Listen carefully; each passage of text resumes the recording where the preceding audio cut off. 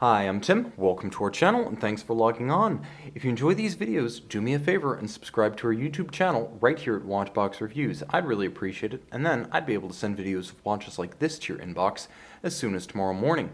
If you like this watch, you can purchase it on our website, thewatchbox.com. Buy, trade, and sell luxury watches 24 hours a day and globally on thewatchbox.com.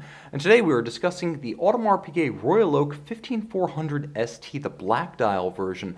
In terms of rarity, black and blue traditionally have been the scarcest. Silver tends to be general production for all dealers, whereas premier dealers and boutiques tend to get black, and in general only the boutiques get the blue dials. This is a versatile and handsome watch, an all-purpose sports style watch that 41 millimeters in stainless steel and only 9.9 millimeters thick is pretty much welcome in any company, in any attire. It is broad, however. You can see on my 16 centimeter circumference wrist, oval in profile, flat across the top. It's a broad stance for a watch. 51 millimeters, 51.7 if we want to be precise, from lug to lug. If you measure these two intermediate plots from side to side, you can see how they're rigid. They can't be pushed straight down. They actually redefine the lug to lug or extremity to extremity measurement of the watch to a very substantial 54.3 millimeters across the wrist. So consider this less a 41 millimeter and, truth be told, more of a 43 or 44. It's a big watch and it wears that way. That said, everything that touches the wrist, and there's going to be a lot of metal touching the wrist, is beautifully made. You get what you pay for with the Royal Oak, and what you're paying for the most part, is a beautifully finished case and bracelet. You'll note that perfectly aligned hairline bevel that runs from the flank of the lug hoods all the way down along the bracelet, the seamless micro steps between links. You can see the sweep and the taper. It's very difficult to feel the step between the individual links. You'll note that even portions of the plot intermediate links that are mostly inside the bracelet, you really don't see them until you move it and it undulates over your wrist. Those little surfaces, those tiny facets, are themselves hand polished, and there's an immaculate satin finish on the tops as well as a handsome contrasting vertical satin finish on the flanks. Unlike the Patek Philippe Nautilus, you will find all removable links fixed in place by screws, and the clasp is quite robust. It's more solid and more substantial than the folding buckle on the Nautilus, as the swing arms are larger, the chassis is larger, and just in general it inspires more confidence. It is sequential. One side closes before the other, but rather than the Nautilus's clamshell system, this one uses triggers. So you must affirmatively depress each trigger to open the clasp. Very secure, inspires confidence. You'll also note that the interior of the clasp is nicely finished, a combination of satin finish and media blasting. Attention to detail, even on small and generally unseen parts, is a hallmark of every Royal Oak. Of course, the Royal Oak, since 1972, has been defined by its case form and its bezel. You can see the case is broad, perfectly integrated into the links of the bracelet, and likewise, the bezel itself seems like a fitting complement to the case, as the case is a combination of curvatures and sharp angles, satin finish and polish. So too is the octagonal bezel. In 1972, it was designed to evoke a British Royal Navy warship porthole, and it still has that effect, although you don't necessarily have to take it literally to appreciate it. You'll note the flanks are rounded and polished. Nevertheless, the facets of the octagon are visible. The tops are satin finished, and the inset bezel bolts, which should always be slightly below the plane of the bezel, and as you can see they are that here, but the bezel bolts are hexagonal. They're actually fixed by counter-threaded screws that go in on the other side underneath the case.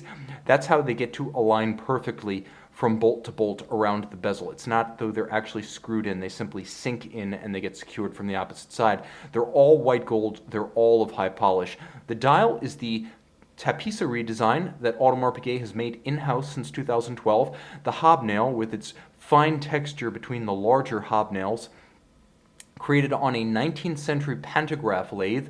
Very old school equipment. Open up a different tab, look up pantograph engine, and you'll see how these are made from a giant model, and there's a sort of vintage robot hand that faithfully reproduces that model in miniature on the dial blank. Now this one is galvanized black. The indices themselves are diamond polished, hand laid, and they're made of white gold. So too are the hands at center, polished and made of white gold. The watch is loomed. There will be a loom shot. With the 15400 generation of this watch from 2012, the date disc is monotone to match the dial itself. So previously, no matter what you got a silver date disc. Now, gray for gray, black for black, and blue for blue. You'll also note that the dial is easy to read and broad. So although the 39mm jumbo is still made, the 15202, this is the more modern, more robust, and in many cases more practical Royal Oak choice. Another change compared to the 15202 is the use of a screw down crown for more water resistance. Now it's important to note this because though this is 50 meters water resistant and so too is the 15202, I would not swim with the jumbo. I would swim with this because the crown is a screw down crown, not a push down. Pull it out 2 stops. You can stop the seconds hand synchronized to a reference time. It's got hacking seconds.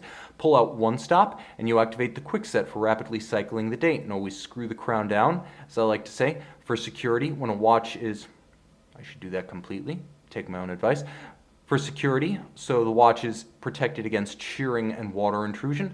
And now we look at Audemars Piguet manufacturer caliber 3120, bidirectional automatic winding with ceramic rotor bearings that operate unlubricated and with minimal maintenance. It has a 60-hour power reserve. It beats away at 21,600 vibrations per hour and pivots on 40 joules. As you can see, it uses KIF shock protection, and it's built as a sports watch movement because it's also intended to be the base caliber in the Royal Oak offshore. Let's see if we can get a little bit closer, give ourselves some more light. But it's designed to be a base caliber in the Royal Oak offshore, meaning it has to be tough. And that's why you see this full balance bridge structure anchored on both sides with a free-sprung gyromax style balance that allows the watch to be regulated and to hold that precise regulation in the face of bumps, vibrations, and concussion on the wrist. The movement's 4.26 millimeters thick, which means it's neither a thick movement nor an ultra-thin movement. The fact that it's got a little bit of chunk to it in thickness means it's going to be a little bit more durable as well. Audemars Piguet chose bidirectional winding for its automatic system because it didn't want rotor wobble or rotor rattle. The system is remarkably smooth, and it's driven by a gold winding mass featuring the coat of arms of the Audemars and the Piguet family, because since 1875, Audemars Piguet has been continuously controlled by descendants of the founding families. The movement itself can be compared to F.P. Journe calibers in terms of finish, which is to say, beautifully done, far more hand finish than what you'll get from the likes of Rolex, Omega, or Breitling, but not quite as exquisitely hand finished down to the bevels and the screw heads as what you'll find in something like Audemars Piguet's Jumbo 15202. There is a reason for the price disparity, but what you're getting here is high horology, make no mistake, a tough and accurate manufacture movement from Audemars Piguet. Back off a little bit, get our focus back. Now, this is a timepiece that has already stood the test of time, and this is the most durable and everyday wearable version of the current Royal Oak family. You can see it and you can make it yours on the watch box. And we're back with the Audemars Piguet Royal Oak 15400ST, 41mm in steel with black dial. You can see it's all glowing green at night. See it and make it yours on the watch box.